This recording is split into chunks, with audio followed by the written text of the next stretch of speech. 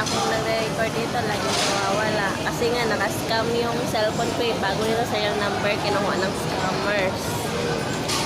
At pag nag-vlog ako, binuburan niya, pati sa popo ko. Sila yung modus na gumagamit ng security camera.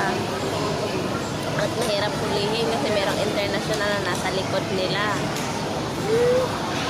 Sila lang naman yung taga Aguinaldo Street, Palao, Iligan City ng Mindanao, Maria, del Carmen Mart, at Maka.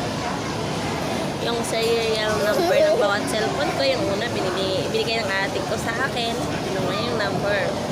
Pag na-live ako, binubura niya, gamit niya yung akong serial number, iwan ko kung ang pamaraan niya na, basta yun yung kanyang pinagawa. At ngayon, pinanako niya. Pati yung wallet at saka kompletong ID ko na sa loob ng wallet, pinanako niya.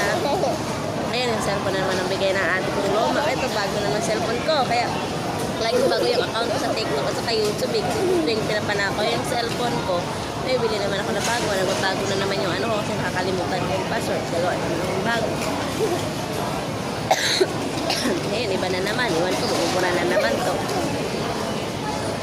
TikTok ko, mas madami na yun. Gagawa na naman ako ng iba. Ay, naku, ang hirap po dito talaga. Ang hirap pag minudos.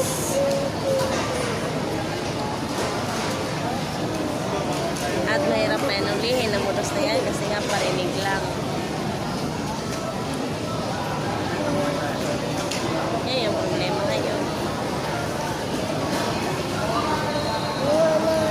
Ay, anak ko, bang kulit na naman. Ayan.